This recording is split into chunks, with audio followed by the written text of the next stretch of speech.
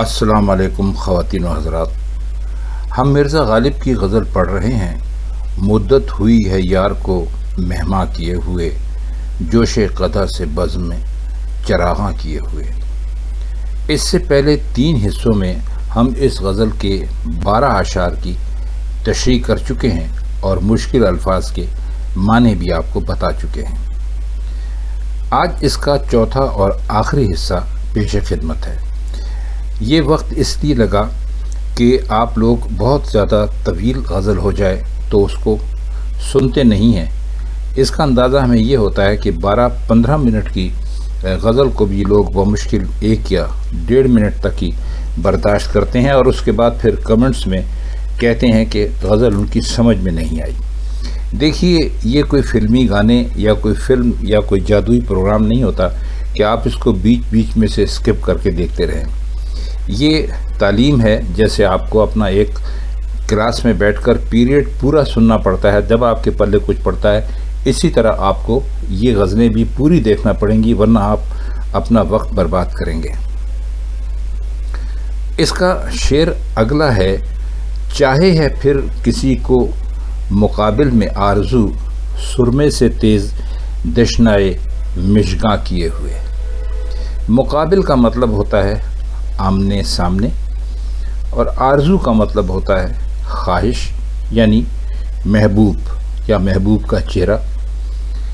دشنا کہتے ہیں خنجر کو، اور مژگاں جمع ہے مژہ کی، اور مژہ کا مطلب ہوتا ہے پلک۔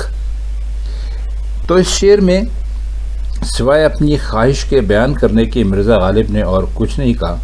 وہ کہتے ہیں کہ میرا جی چاہتا ہے کہ میرے سامنے میرا محبوب آئے، اور ایسے ہی نہ آئے بلکہ ایسے آئے کہ اس نے اپنی آنکھوں میں سرما لگایا ہوا ہو، اور اس کی آنکھیں ایک خنجر کی طرح، تیز خنجر کی طرح ایسے ہوں کہ اس کی پلکیں جو ہیں ان کے اوپر دھار لگی ہوئی ہو۔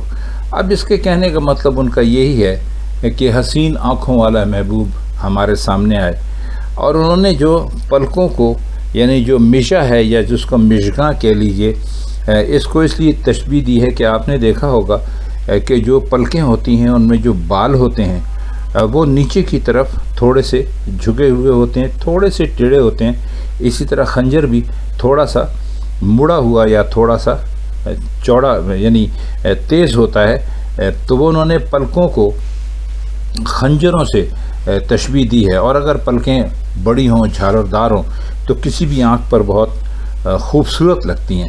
تو اس لیے مرزا غالب نے یہاں پلک کو خنجر سے تشبیہ دے کر کہا ہے کہ ہمارے سامنے ایسی پلکیں آئیں کہ جن میں جو سرما لگی ہوئی آنکھوں پر ہوں، اور وہ سرما لگنے سے مزید تیز ہو گئی ہوں، مطلب یہ کہ وہ زیادہ سیاہ دکھائی دے رہی ہوں۔ تو وہ اس کی مثال ایسی ہوگی جیسے کہ کوئی خنجر ہوتا ہے جو انسان کے دل میں اتر جاتا ہے۔ تو وہ کہتے ہیں کہ ہمارا عشق اور ہماری آرزو یہی ہے کہ ہمارے سامنے ایک ایسا محبوب آئے جس کی پلکیں خنجر کی طرح ہوں، اور جس کی آنکھیں ہمیں قتل کر دے۔ آپ نے سنا ہوگا، لوگ کہتے بھی ہیں کہ بھئی بہت قاتل نگاہیں ہیں۔ تو مرزا غالب نے اس کو تھوڑا سا الگ کر دیا، اور انہوں نے بتایا کہ نگاہوں میں سب سے زیادہ قاتل چیز پلکیں ہوتی ہیں۔ آئیے اگلا شعر دیکھتے ہیں۔ اے ایک نو بہار ناز کو تاکے ہے پھر نگاہ، چہرہ فروغ میں سے گلستاں کیے ہوئے۔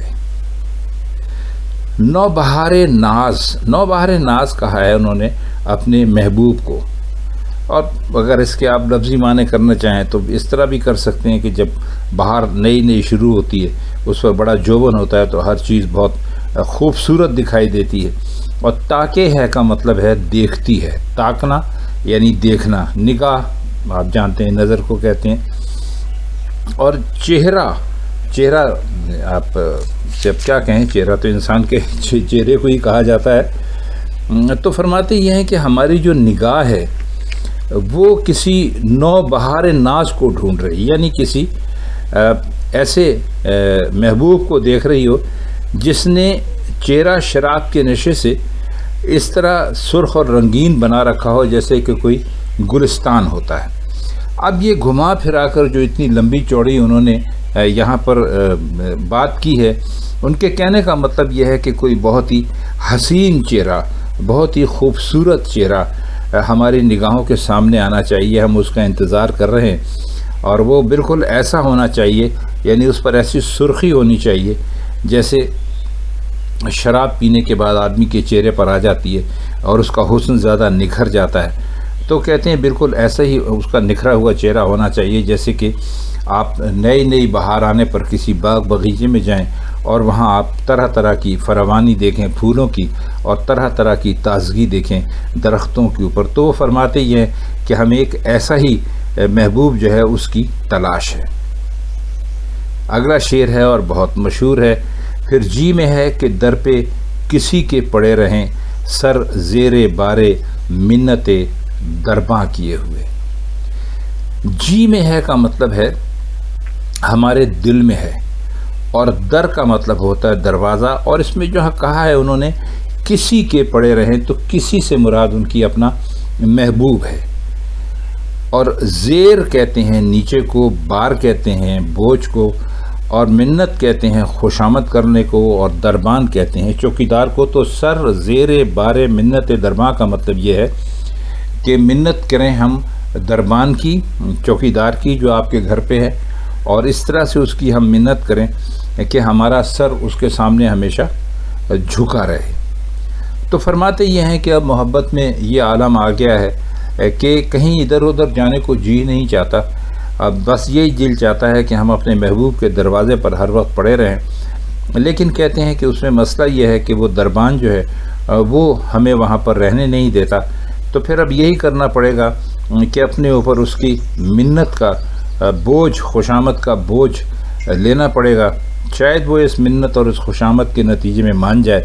تو اب ہمارا ارادہ بھی یہی ہے کہ ہم کسی نہ کسی طرح اپنے محبوب کے در پر پڑے رہنے کا یہ ذریعہ ڈھونڈ لیں کہ اس کے گھر کے دروازے پر جو چوکیدار ہے، جو دربان ہے، اس کی منت کریں، اس کے سامنے ذلیل ہو جائیں، اس کے سامنے ہمیشہ اپنا سر جھکا کے رکھیں۔